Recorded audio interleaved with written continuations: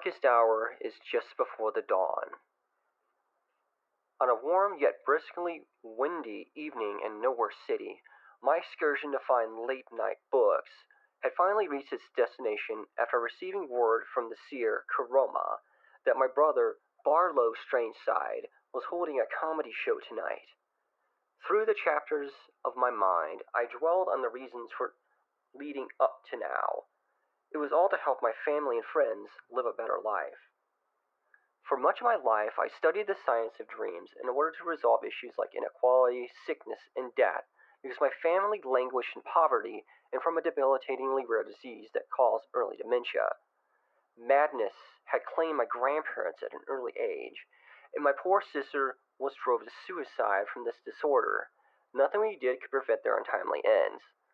My brother Barlow was already showing symptoms of the disease and needed constant medical attention to keep him sane. Yet he still had hope for a cure and dreamed of one day becoming a comedian who inspired others to laugh with the hope of a better tomorrow. While I still had a grip on reality, I worked closely with my best friends, Nicola Eulogy and Bartow Elegy, to find a way to stop the madness from corrupting the hearts of others. Years and years went by until we discovered a way to harness the power of the subconscious mind and use it to manifest new forms of reality in exchange for an appropriate amount of power. We called this project Nocturne Genesis. Eulogy the thinker hypothesized how the dream project could work.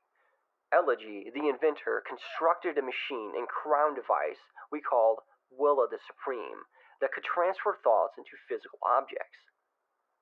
On the night of the first test, I wore this electric crown and used it to conjure a black book into the other room. It appeared our dreams were coming true. That was until it engulfed our world in darkness and extinguished all life. At the very last moment before I was consumed, I used the crown to manifest myself into the dream world of the Midnight Lands, and carried with me the book I conjured, my grimoire, Dead Dreamer's Delight, that had the power to resurrect dead dreams. Sometime after, a voice with a good purpose spoke to me and said, "Heretics from nowhere will awaken the truth." And then I woke up. Afterwards, I used my grimoire, Dead Dreamer's Delight, to resurrect my brother Barlow, but he ran away before we could speak, and I haven't seen him again since. Then, in Nowhere City, I used my electric crown to manifest my lair, the Mansion of Death, and brought back my two acolytes, Eulogy and Elegy, to help me correct my mistakes and restore our world. The first thing I did was create a dreamer called Strangeland, the hero of dreams, in order to create peace in Nowhere City. Unfortunately, he was somehow corrupted through the process of his dreams being forgotten, and he turned into the Beast, one that bears the end. So we had to seal him in my lair's basement to avoid total annihilation. The rest is history, as they say, and now it was time to meet my brother once again. Inside the bookstore was an air of pungent animosity that could cut my throat at any moment. Ahead of me was the sounds of an audience anxiously awaiting the show. All of a sudden, I was flanked by a jarringly tiny bird nightmare. "Hey you, the gawky mage in hipster glasses. I seriously hope you aren't here for that annoying show in the other room. My goofy doofer of an employee, Barlow, had the gall to advertise a show in my store and invited his creepy black magician friends to run the show. Sure, I may have consented to it, but I wasn't expecting these damn fools to not buy a single book. I swear, it's like everyone is getting stupider and doesn't want to read anymore. Forget this nonsense. I'm getting smashed." In a flurry of feathers, the store manager ditched the scene as the crowd sounds grew. Had Barlow worked here this whole time? How unobservant of me. Before me was a gigantic theater stage that managed to fit into this bookstore. I was shoulder to shoulder with an audience of excited nightmares and dreamers. An announcer in the form of a toy clown interrupted the rabble-rousing noise. Can you hear this? What else? Hear ye, and welcome to an spectacular show of untruthfully blastastic proportions, brought to you by your family friends, the Court of Nightmares. No need to clap back, you freaks. Our guest of dishonor is none other than the unbeautifully fugly Lord of Forgotten Dreams. Have no fear, Comedian Marlowe is here.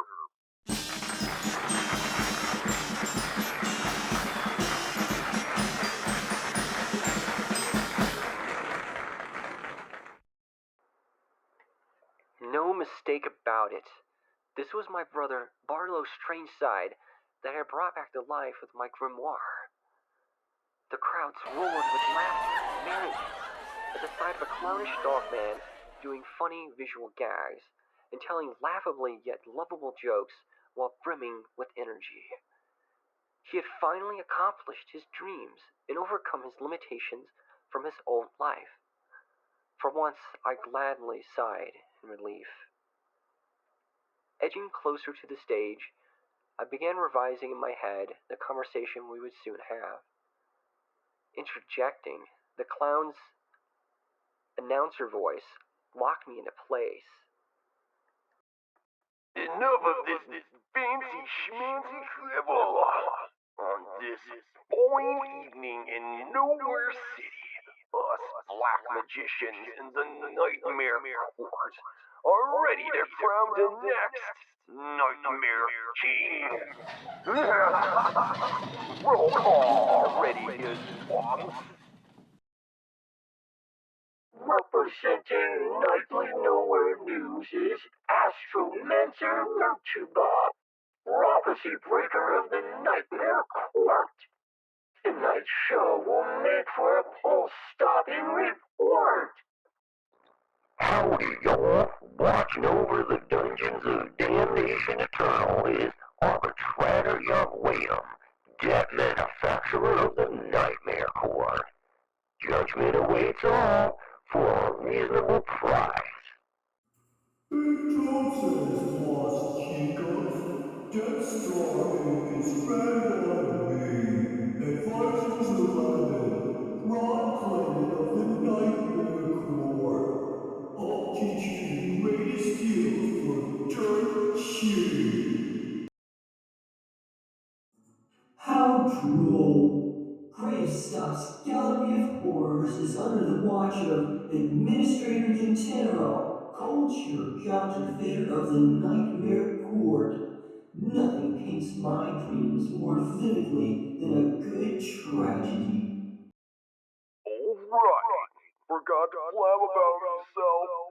Name's Archivist Mesifibo, truth obstructor of the Nightmare Court. I manage all the crap these other numbskulls ain't got the time for. Cutting to the chase, we gotta hurry up and crown the next ruler of the Black Expanse. Yo, Barlow, show these damn fools who's a real bio-messiah. Horrified screams echoed through the theater as Barlow used a grimoire to absorb their graceful dreams into the Black Expanse. No way! This grimoire is called Nocturne Genesis. It has the power to forget dreams. This must be the reason why Strangeland ended up at the feast when we found him in Hubris Heights. Pulling out my own grimoire, Daydreamer's Delight, in the hopes of resolving the situation peacefully, out of my shadow popped that wretched clown, Mephisto. It proceeded to knock my grimoire into the Black Expanse. Now, no funny business, Mr.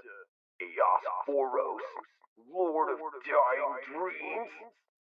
That pretty crown around your neck's got lots of power. Just what our crown needs.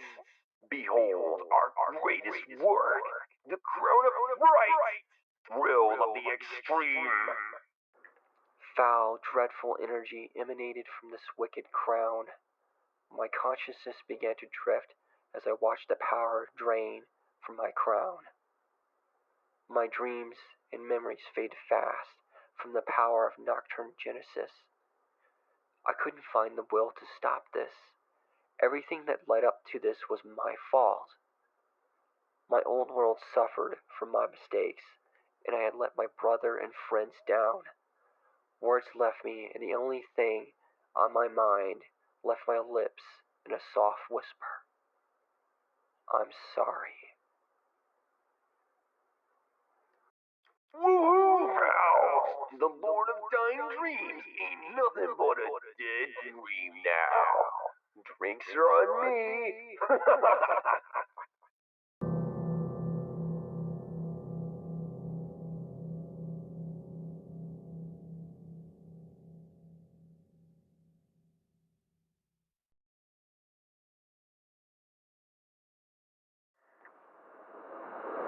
On a dreary night in the delirious dreadlands, dead dreams wander the wastes endlessly in search of an ending they so desperately desire.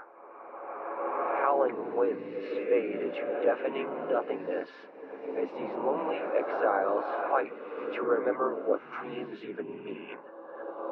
One such exile stands tall with an air of royal authority, yet walks shamefully in dismay like a damn fool.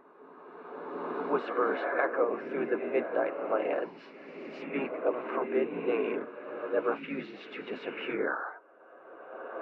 Nocturnos, strange side, heretic from nowhere.